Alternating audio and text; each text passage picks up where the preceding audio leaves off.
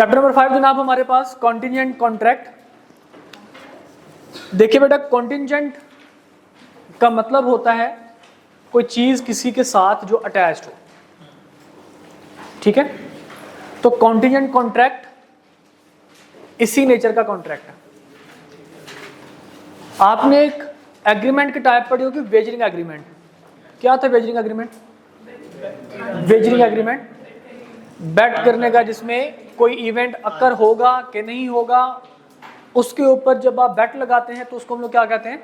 Wagering agreement, ठीक है। तो कोई एक बंदा पेमेंट करेगा दूसरे बंदे को अगर एक अनसर्टेन फ्यूचर इवेंट अकर होता है या नहीं होता। वो अनसर्टेन फ्यूचर इवेंट के अकर होने या ना होने पे कोई एक दूसरा बंदा क्या करेगा? दूसरे बंदे को पेमेंट करेगा। इसको हम लोग क्या कहते थे? वेजरिंग। उसी से मिलता जुलता भी है ये चीज कंटिजेंट कॉन्ट्रैक्ट। इसमें क्या होता है? इसमें एग्रीमेंट किया जाता है। किस चीज का एग्रीमेंट किया जाता है? कि जनाब हम एग्रीमेंट करेंगे इस बेस पे कि कोई अनसर्टेन फ्यूचर इवेंट अकर होगा या नहीं होगा, ठीक है। इसमें पेमेंट नहीं की जाती, इसमें कोई बेट नहीं लगाई जाती। इसमें क्या होता है जी, हम एग्रीमेंट उस सिचुएशन में करेंगे कि जब दूसरा बंदा या ये वाला स्पेसिफिक इवेंट अकर होगा या नहीं होगा, ठीक है। तो कंटिजेंट की अगर मैं डेफिनेशन की यहाँ पे बात करूं तो यहाँ पे जनाब कहते हैं contingent contract is a contract to do और not to do something if some event collateral to such contract. मतलब इवेंट का इटसेल्फ ये कॉन्ट्रैक्ट नहीं है, इवेंट का इटसेल्फ ये कॉन्ट्रैक्ट नहीं है। ये कॉन्ट्रैक्ट के जो इवेंट है वो कोलैटरल टू कॉन्ट्रैक्ट है, मतलब वो इवेंट होगा तभी ये कॉन्ट्रैक्ट परफॉर्म किया जाएगा। ओके, तो हम इस वजह से इसको कुछ इस तरह से लिख लेते हैं कि जनाब आ कॉन्ट्रैक्ट टू डू और not to do something if uncertain future event collateral to contract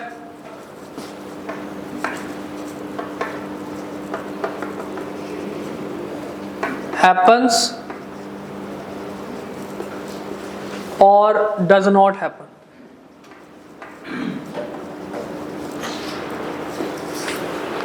मतलब कि हमारे कॉन्ट्रैक्ट की जो परफॉर्मेंस है, जो हमारा कॉन्ट्रैक्ट है, वो बेसिकली किसी इवेंट के होने या ना होने पे डिपेंड कर रहा होता है जी। ये कोई एग्रीमेंट भी हो सकता है? नहीं, फ्यूचर इवेंट, अगर आप इवेंट का मतलब यहाँ पे हम एग्रीमेंट इसको नहीं दे सकते, ठीक है। आप इवेंट में अगर आप ये बात करते हैं इस सेंस में, अगर आप एग्रीमेंट की बात कर रहे हैं कि जनाब वो किसी चीज के लिए राजी हो जाना, इस चीज पर अगर बात करें तो दैट्स फाइन, ठीक है। इवेंट का मतलब वो है जो हम चाहते हैं वो हो जाए या ना हो, ठीक है। वो कोई भी चीज आपके पास हो सकती है। मैं एक छोटी सी एग्जांपल आपको देता हूं, मिसाल के तौर पर ए और बी ने आपस में एक एग्रीमेंट किया। किस चीज का? ए कहता है बी को, भाई साहब मैं आपको हॉर्स बेच दूंगा 10,000 रुपए के लिए, लेकिन ये हॉर्स मैंने ऑलरेडी सी को ऑफर किया हुआ है। अगर सी ये हॉर्स आज शाम तक परचेज नहीं करता तो मैं ये घोड़ा आपको 10,000 रुपए का बेच दूंगा। दोबारा सुनिएगा, यहां पे क्या कह रहा है जनाब, अगर सी आज शाम तक इस घोड़े को एक्सेप्ट नहीं करता तो ये घोड़ा आपको मैं क्या कर दूंगा? 10,000 रुपए में बेच दूंगा, ठीक है। अब मतलब ये हुआ कि सी की एक्सेप्टेंस या रिजेक्शन, इसकी एक्सेप्टेंस या रिजेक्शन पे ये वाला कॉन्ट्रैक्ट बेस कर रहा है। अगर ये एक्सेप्ट कर लेगा तो कॉन्ट्रैक्ट वाइड, और अगर इसको एक्सेप्ट नहीं करता, रिजेक्ट कर देगा, तो ये वाला कॉन्ट्रैक्ट क्या हो जाएगा? इनफोर्स हो जाएगा। Got it? तो ए और बी के दरमियान जो कॉन्ट्रैक्ट है वो हकीकत में क्या है? ये कंटिजेंट कॉन्ट्रैक्ट है। सी का एक्सेप्ट करना या रिजेक्ट करना एक ऐसा इवेंट है जो कि इस कॉन्ट्रैक्ट के कोलैटरल है, कि ये कॉन्ट्रैक्ट इसकी एक्सेप्टेंस या रिजेक्शन पे डिपेंड कर रहा है, ठीक है। कि अगर सी ने घोड़े को एक्सेप्ट कर लिया तो कॉन्ट्रैक्ट खत्म ए और बी के दरमियान, और अगर सी ने रिजेक्ट कर दिया तो ए और बी के दरमियान जो कॉन्ट्रैक्ट होगा वो क्या हो जाएगा, एनफोर्सेबल हो जाएगा। Is it okay? Any question? सब क्लियर? अच्छा, अब यहां पे इस डेफिनेशन के अंदर 2-3 चीजें हैं। नंबर 1 कहते हैं जनाब आपके पास कंटीजेंट कॉन्ट्रैक्ट जो है वो हकीकत में कॉन्ट्रैक्ट है कुछ करने या ना करने का। किस सिलसिले में? कि अनसर्टेन फ्यूचर इवेंट, कि फ्यूचर इवेंट जो है वो it must be uncertain, future event must be uncertain. ठीक है, कंफर्मेशन नहीं होनी चाहिए, क्या होना चाहिए, अनसर्टेनिटी होनी चाहिए। और जो इवेंट जिसकी हम लोग बात कर रहे हैं वो कोलैटरल टू कॉन्ट्रैक्ट होना चाहिए, इवेंट का इटसेल्फ कॉन्ट्रैक्ट नहीं होना चाहिए। मिसाल के तौर पर मैंने कहा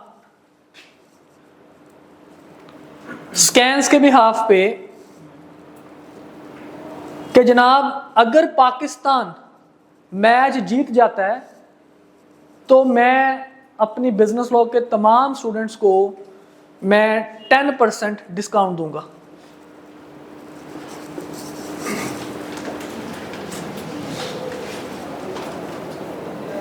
हम एग्रीमेंट कर लेंगे जनाब, आप कहते हैं सर डिस्काउंट, मैंने कहा ठीक है, एक शर्त बात कर लेते हैं, शर्त का तो खैर यहाँ पे नहीं हो सकता, बात कर लेते हैं, क्या अगर पाकिस्तान मैच जीता तो आप लोगों को 10% डिस्काउंट। अब ये डिस्काउंट मिलेगा कि नहीं मिलेगा, आपके दरमियान और मेरे दरमियान जो एग्रीमेंट हुआ, कॉन्ट्रैक्ट हुआ, ये कॉन्ट्रैक्ट परफॉर्म होगा कि नहीं होगा, ये किस पे डिपेंड करता, पाकिस्तान के जीतने पे, इवेंट पे डिपेंड करता है। ये इवेंट का इटसेल्फ कॉन्ट्रैक्ट नहीं है। अगर मैं इसको इस तरह से कह दूं कि जनाब अगर पाकिस्तान जीता तो आपको मैं 10% डिस्काउंट दूंगा और अगर पाकिस्तान हारा तो आप मुझे 110% फीस देंगे, जितनी फीस बनेगी उसका 10% एक्स्ट्रा आप फीस देंगे। अब ये इवेंट इटसेल्फ उसका मैं एग्रीमेंट कर रहा हूं और इसमें क्या है जनाब, इसमें बेट लगी हुई है, तो ये कौन सा एग्रीमेंट बन जाएगा, वेजरिंग एग्रीमेंट बन जाएगा। वेजरिंग में और कंटिजेंट में थोड़ा सा बस फर्क है। वेजरिंग में इवेंट इटसेल्फ जो है उसका हम लोग एग्रीमेंट कर रहे होते हैं और एक पार्टी विन कर रही होती है, दूसरी पार्टी लूज कर रही होती है। कंटिजेंट में क्या होता है, वो इवेंट जो है वो कोलैटरल टू एग्रीमेंट कॉन्ट्रैक्ट होता है, इवेंट इटसेल्फ उसका कॉन्ट्रैक्ट नहीं चल रहा होता। एग्रीमेंट कॉन्ट्रैक्ट कुछ और होता है, इवेंट कुछ और होता है, लेकिन वो कॉन्ट्रैक्ट जो है वो उस इवेंट के ऊपर डिपेंड कर रहा होता है, कंटिजेंट होता है, कोलैटरल होता है। ठीक है, और ये वाला जो कॉन्ट्रैक्ट है कंटिजेंट कॉन्ट्रैक्ट, ये आपके पास बिल्कुल वैलिड कॉन्ट्रैक्ट होता है, ये लीगल कॉन्ट्रैक्ट होता है। वेजरिंग आपको पता है कि वो वॉइड एग्रीमेंट होता है, लेकिन कंटिजेंट कॉन्ट्रैक्ट आपके पास क्या होता है, एक वैलिड कॉन्ट्रैक्ट होता है। समझ आ गई बात की? All okay? अच्छा जी, तो यहां पे जनाब कैरेक्टरिस्टिक्स अगर आप थोड़ा सा देखें, the performance of contingent contract depends upon the happening और non happening of some future event. ठीक है, कि उसकी जो परफॉर्मेंस है वो हैपनिंग या नॉन हैपनिंग पे होनी चाहिए। दूसरा वो कहता है जनाब the event must be collateral to contract, कि वो इवेंट का कॉन्ट्रैक्ट ना हो बल्कि वो इवेंट कोलैटरल टू कॉन्ट्रैक्ट होना चाहिए।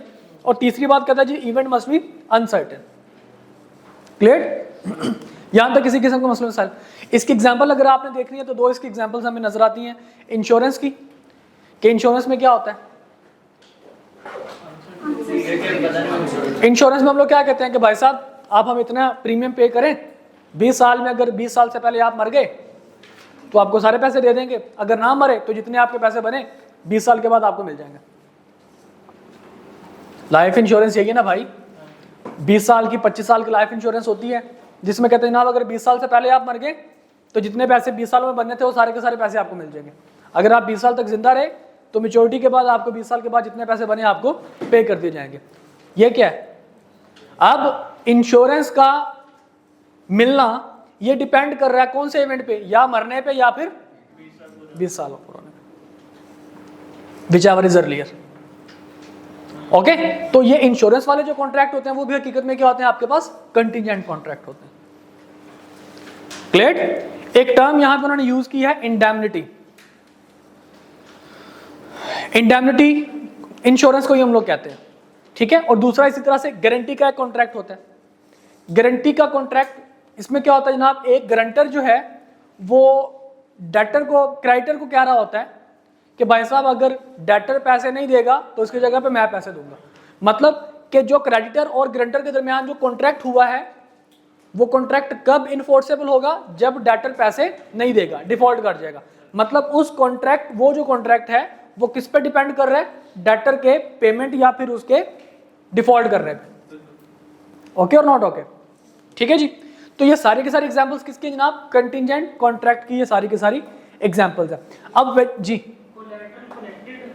कोलैटरल का मतलब होता है जी कनेक्ट, मतलब डिपेंड जिस पे कर रहा हो, ठीक है। आपने एक टर्म सुनी होगी, फिजिक्स पढ़ा आपने फिजिक्स, टेंजेंट आपने एक चीज पढ़ी होगी। टेंजेंट का मतलब क्या होता है, टेंजेंट का मतलब क्या होता है जनाब, मतलब कि जिसके साथ जो बिल्कुल टच करके जो गुजर जाए, मतलब जो अटैच्ड हो। कोलैटरल का मतलब तकरीबन टेंजेंट ही होता है। ओके जी। अच्छा अब जरा हम लोग डिफरेंस देख लेते हैं जनाब। आई कैप ने इसका डिफरेंस एक दो दफा पूछा हुआ है, तो इस वजह से मैं कोशिश करूंगा कि आप लोगों की बुक के सामने मैं इसको डिफरेंस पढ़ूं वन पॉइंट करके। कंटिंजेंट कॉन्ट्रैक्ट और वेजिंग एग्रीमेंट में क्या फर्क है जनाब। सबसे पहला फर्क वो कहता है जनाब वैलिडिटी का फर्क है। कंटिंजेंट कॉन्ट्रैक्ट आपको पता है कि ये वैलिड कॉन्ट्रैक्ट होते हैं, जबकि वेजिंग एग्रीमेंट क्या होते हैं, वॉइड एग्रीमेंट होते हैं। दूसरा फर्क जनाब इंटरेस्ट ऑफ पार्टीज। जो कंटिंजेंट कॉन्ट्रैक्ट है उसमें पार्टीज इंटरेस्टेड होती हैं कि इवेंट अकर होगा कि नहीं होगा। They are more interested in the happening और non happening of uncertain future event, क्योंकि वो इवेंट अकर होगा या नहीं होगा उसी बेस पे ये एग्रीमेंट किया जाएगा।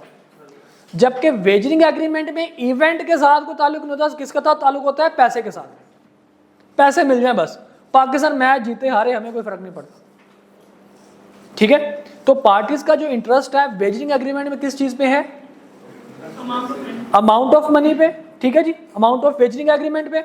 जबकि जो आपके पास कंटिजेंट कॉन्ट्रैक्ट है उसमें पार्टीज का इंटरेस्ट किस चीज पे होता है जी, हैपनिंग ऑफ इवेंट पे। आप अगर थोड़ा सा देख लें, जो बंदे जुआ लगाते हैं, जो मैचेस पे पैसा लगाते हैं, उनको कोई कंसर्न नहीं होता कौन जीते कौन हारे।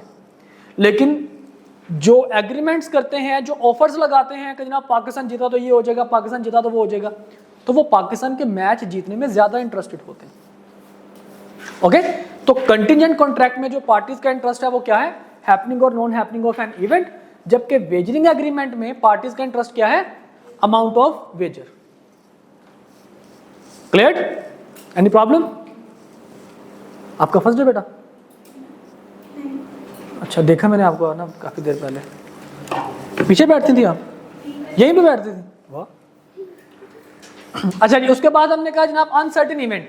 अब जिस इवेंट की हम लोग बात कर रहे हैं, कंटिजेंट कॉन्ट्रैक्ट में जो इवेंट होता है वो कोलैटरल टू कॉन्ट्रैक्ट होता है, ठीक है। इवेंट जो होता है वो क्या होता है कंटिजेंट कॉन्ट्रैक्ट में, कोलैटरल टू कॉन्ट्रैक्ट। जबकि वेजरिंग एग्रीमेंट में इवेंट इटसेल्फ कॉन्ट्रैक्ट होता है, एग्रीमेंट होता है, ठीक है। हम लोग इवेंट का ही एग्रीमेंट कर रहे होते हैं वेजरिंग एग्रीमेंट में। जबकि कंटिजेंट कॉन्ट्रैक्ट में जो इवेंट होता है उसका एग्रीमेंट नहीं कर रहे होते, बल्कि वो कोलैटरल टू कॉन्ट्रैक्ट होता है, उसकी बेस में हमारा कॉन्ट्रैक्ट हो रहा होता है।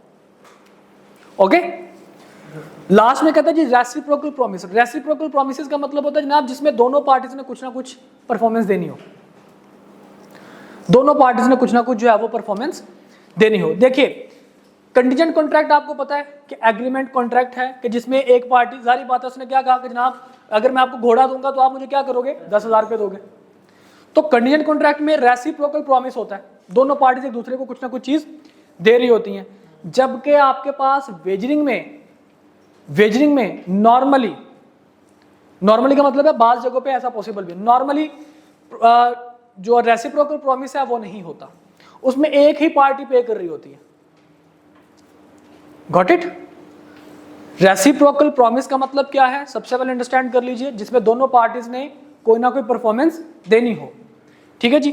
तो कंटिजेंट कॉन्ट्रैक्ट के अंदर क्या होगा, क्योंकि ये प्रॉपर कॉन्ट्रैक्ट होता है, इसमें दोनों पार्टीज ने क्या करना होता है, कोई ना कोई परफॉर्मेंस देनी होती है।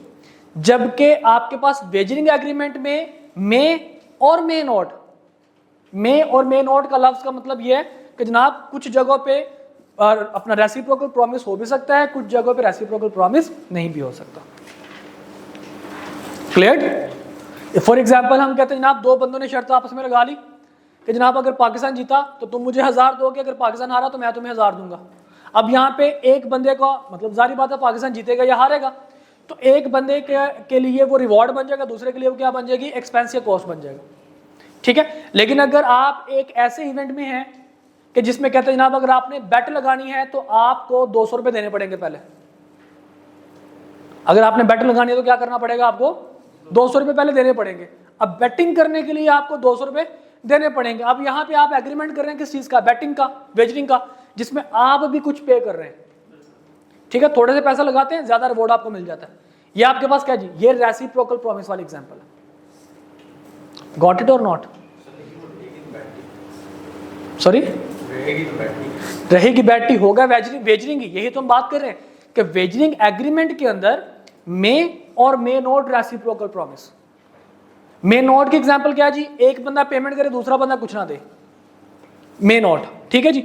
और मे वाली एग्जांपल क्या है जनाब, रेसिप्रोकल प्रॉमिस कैसे होगा, वो कहते हैं जनाब आप थोड़े से पैसे पहले दें, जीत के तो ज्यादा पैसे आपको मिल जाएंगे। रेसिप्रोकल नहीं होगा, ठीक है, बिल्कुल ऐसे ही है। तो रेसिप्रोकल के लिए दोनों पार्टीज का कुछ ना कुछ रिसीव करना लाजमी है। क्लियर और नॉट? All okay? अच्छा जी जनाब, ये तीन आपके पास फर्क थे जो वेजरिंग में तो होता है कि एक पार्टी अगर कुछ हारेगी तो दूसरी देगी, दूसरी हारेगी तो वो देगी। ये रेसिप्रोकल प्रॉमिस नहीं। रेसिप्रोकल प्रॉमिस में आप फॉर एग्जांपल आप क्या कहते हैं, पाकिस्तान जीतेगा कि हारेगा? मैं कहता हूं पाकिस्तान हारेगा। लेट्स सपोज पाकिस्तान हार गया तो पैसे किसको मिलेंगे, मुझे या आपको? पाकिस्तान हार गया, शर्त मैं जीत गया ना, पैसे किसे मिलेंगे? आप पैसे मुझे देंगे, क्या मैं आपको कुछ दूंगा? एग्रीमेंट से पहले तो रेसिप्रोकल प्रॉमिस एग्रीमेंट नहीं होता, वेजरिंग एग्रीमेंट कुछ नहीं होता भाई, वॉइड एग्रीमेंट होता, तो उसको हम एग्रीमेंट नहीं मानते, ठीक है। तो रेसिप्रोकल परफॉर्मेंस की यहां पे हम लोग बात कर रहे हैं, okay. Any other question please? All cleared? अच्छा जी, अब हम छोटा सा एक रूल पढ़ने जा रहे हैं, प्लीज देखिए कि सारे बच्चे यहाँ पे व्हाइट बोर्ड पे फोकस कीजिएगा तो आपको समझ आएगी। Rules regarding contingent contract.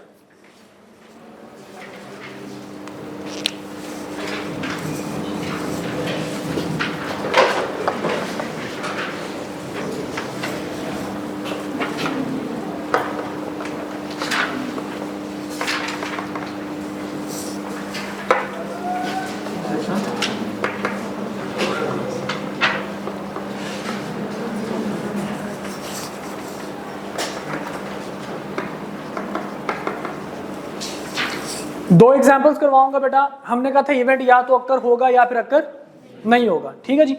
आपको दो एग्जाम्पल्स करवाऊंगा और उसके हिसाब से फिर हम दोनों के दोनों हम लोग देख लेंगे।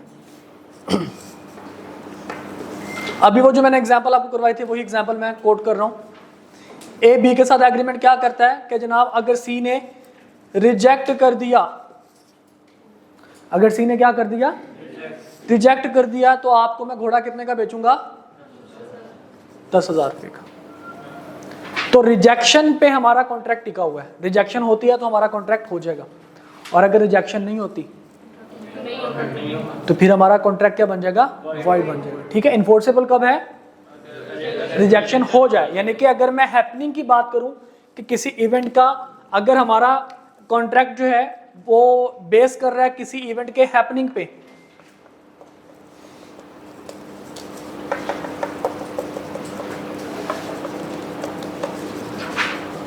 किसी इवेंट के हैपनिंग पे, और उसमें जो टाइम पीरियड है वो फिक्स्ड नहीं है, no fixed time period, time period उसमें फिक्स्ड नहीं है। मतलब ए ने बी से क्या कहा कि भाई साहब अगर सी ने घोड़ा रिजेक्ट कर दिया, कोई टाइम पीरियड उसने नहीं बताया, अगर सी ने घोड़ा रिजेक्ट कर दिया तो मैं आपको ये घोड़ा 10,000 रुपये का बेच दूंगा। तो मुझे बताइए कि ए और बी के दरमियान जो कॉन्ट्रैक्ट है वो कब किस टाइम पे इन्फोर्सेबल होगा, जब सी रिजेक्शन दे देगा, मतलब व्हेन द इवेंट हैपेंस, ठीक है जी, on happening of event.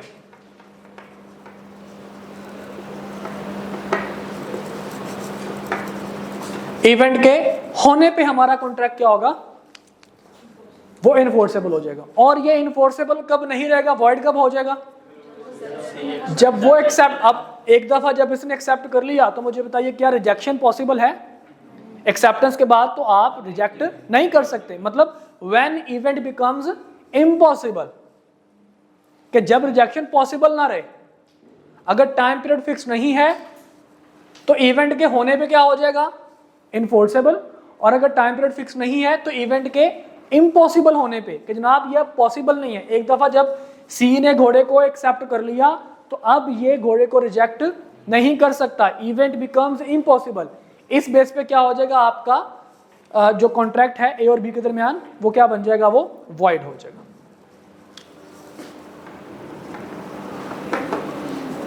When event becomes impossible.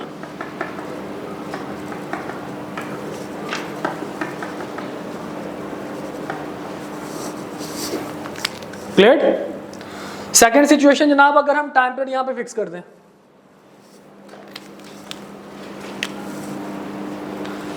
Fix time period की एग्जांपल इसी में देखिएगा।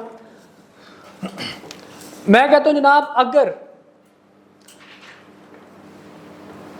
आज शाम तक, शाम 6 बजे तक अगर सी ने रिजेक्शन शाम 6 बजे तक दे दी तो मैं घोड़ा आपको बेच दूंगा, अगर ना दी तो घोड़ा आपको नहीं बेचूंगा। दोबारा सुन लीजिए, ए ने बी के साथ क्या एग्रीमेंट किया कि भाई साहब घोड़ा आपको 10,000 के बेचूंगा अगर शाम 6 बजे तक सी ने इस घोड़े को रिजेक्ट कर दिया तो वो आपको घोड़ा बिकेगा, अगर उसने रिजेक्ट ना किया तो मैं आपको घोड़ा नहीं बेचूंगा। क्लियर? अब यहां पे हमारा इवेंट ये है कि जनाब शाम 6 बजे तक सी क्या कर दे, घोड़े को रिजेक्ट कर दे। अब मुझे बताइए कि ए और बी का कॉन्ट्रैक्ट कब इनफोर्सेबल होगा? अगर 6 बजे से पहले उसने रिजेक्शन कर दी तो, ठीक है, अगर 6 बजे से पहले उसने क्या कर दी, रिजेक्शन कर दी। मतलब when event happens with in fixed period of time, जो टाइम पीरियड फिक्स किया था अगर उसी में ही आपके पास इवेंट अगर हो जाता है तो हम क्या कह लेंगे जनाब, आपका कॉन्ट्रैक्ट क्या हो जाएगा, enforceable. On happening of event within fixed time period, जो टाइम पीरियड फिक्स किया था उसी में अगर वो इवेंट अगर हो जाता, कौन सा इवेंट, रिजेक्शन वाला, तो हम क्या मान लेंगे कि आपका कॉन्ट्रैक्ट क्या है जनाब, इनफोर्सेबल है। और अगर लेट्स सपोज मिस्टर सी जो है वो 6 बजे तक रिजेक्शन नहीं देता, 6 बजे तक रिजेक्शन नहीं देता, टाइम लैप्स कर गया, टाइम खत्म हो गया, इसने रिजेक्शन नहीं दी, तो क्या ये इनफोर्सेबल होगा ए और बी के दरमियान कॉन्ट्रैक्ट? जी क्यों होगा भाई? ये कॉन्ट्रैक्ट किस चीज पे बेस कर रहा था कि 6 बजे तक ये रिजेक्शन दे दें। अगर इसने 6 बजे तक रिजेक्शन ना दी तो क्या ये इवेंट जो कॉन्ट्रैक्ट है वो इनफोर्सेबल रहेगा? Who said yes? कितने बंदों को लगता है? जी क्यों?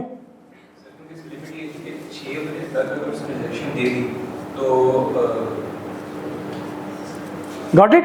6 बजे तक अगर उसने रिजेक्शन दे दी तो ए बी को घोड़ा बेच देगा। What does it mean? It means कि जनाब 6 बजे के बाद अगर रिजेक्शन देगा, टाइम खत्म हो गया, टाइम लिमिट खत्म हो गई, इसने रिजेक्शन ना दी तो ये कॉन्ट्रैक्ट क्या होगा, वॉइड हो जाएगा। या 6 बजे से पहले सी ने घोड़े को एक्सेप्ट कर लिया, यानी कि event becomes impossible before time lapse, ठीक है, तब भी ये क्या हो जाएगा, वॉइड हो जाएगा।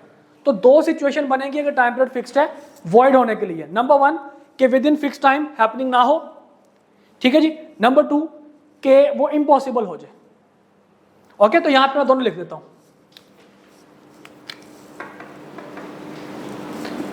When event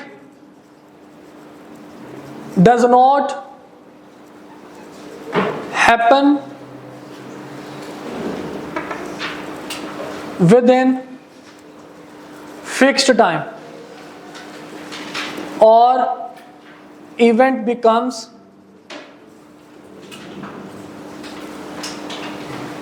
impossible with in fixed time. या तो फिक्स टाइम में इवेंट इम्पॉसिबल डिक्लेयर कर दिया जाए, यानी कि इस केस में, ठीक है, विद इन जो टाइम पीरियड है उसमें अगर इवेंट आपके पास इम्पॉसिबल हो जाए, मिसाल के तौर पर ये भाई साहब 5 बजे कॉल करके कहते हैं मिस्टर ए को कि भाई मुझे आपका घोड़ा एक्सेप्ट है, तो 6 बजे तक इसकी रिजेक्शन जो होनी थी वो अब क्या बन चुकी है, with in time period impossible हो चुकी है, तो ए बी को घोड़ा नहीं बेचेगा, कॉन्ट्रैक्ट क्या हो गया, वॉइड हो गया। ठीक है जी। इसी तरह अगर जनाब 6 बजे के बाद 6:30 बजे भाई साहब कॉल करके कहते हैं कि मैं आपके घोड़े को एक्सेप्ट करता हूँ, तो कहता नहीं भाई साहब अब घोड़ा निकल गया, क्योंकि मैंने 6 बजे तक का टाइम दिया था कि 6 बजे तक रिजेक्शन मिल जाती, ठीक है, तो मैं क्या करता, ए बी को घोड़ा बेच देता। अब 6 बजे तक तुमने रिजेक्शन नहीं दी, तो लिहाजा घोड़ा किसको बेच रहा हूं मैं, सी को बेच रहा हूं। ठीक है, 6 बजे तक अगर रिजेक्शन मिल जाती तो ए बी को क्या करता, घोड़ा बेच देता। ठीक है, लेकिन अगर 6 बजे के बाद फॉर एग्जांपल 6:30 बजे सी ने कॉल करके कहा कि सर मैं आपके घोड़े को एक्सेप्ट करता हूं, ठीक है, सी कॉल करता है इस दफा ए को, कहता है कि सर मैं आपके घोड़े को एक्सेप्ट करता हूं, कितने बजे, 6:30 बजे, तो 6 बजे के फौरन बाद ही ये तो कॉन्ट्रैक्ट क्या हो गया था, वॉइड हो गया था 6 बजे के फौरन बाद। ठीक है, 6 बजे के फौरन बाद कॉन्ट्रैक्ट क्या हो गया था, वॉइड हो गया था, तो ये ए बी को घोड़ा नहीं बेच सकेगा। ठीक है, तो क्या कहेगा भाई साहब, ठीक है जी मैं आपको घोड़ा बेच देता हूं, सी को कहेगा इस दफा। क्लियर, समझ आ गई बात की। तो इस वजह से when event does not happen with in fix time, तब भी ये कॉन्ट्रैक्ट क्या हो जाएगा, वॉइड हो जाएगा, और event becomes impossible with in fix time. और अगर फिक्स टाइम से पहले पहले क्या हो जाए, इवेंट इम्पॉसिबल डिक्लेयर हो जाए, तब भी ये इवेंट तब भी कॉन्ट्रैक्ट क्या हो जाएगा, वॉइड हो जाएगा। भाई साहब प्लीज बोर नहीं होना, आई नो वेरी वेल कि थोड़ा सा बोरिंग सी ये चीजें हैं, but at the same time ये थोड़ी सी जरा कंफ्यूजिंग चीजें भी हैं, तो अगर अटेंटिवली इसको सुनेंगे तो आपको समझ आ जाएगा। भाई मुझे भी बताइए क्या बात कर रहे हैं छुप के, सॉरी।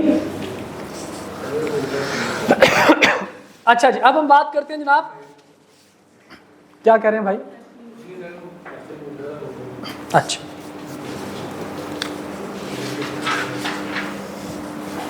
अब हम बात करते हैं जनाब नॉन हैपनिंग पे।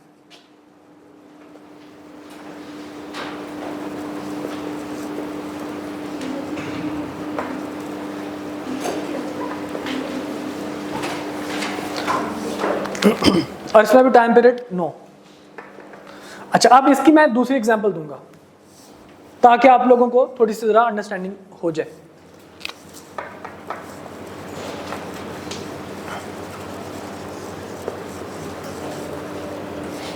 ए बी के साथ एग्रीमेंट करता है क्या कि भाई साहब मैं आपको लाख रुपया दूंगा, कौन सी सिचुएशन में, अगर ये शिप वापस नहीं आता, डज नॉट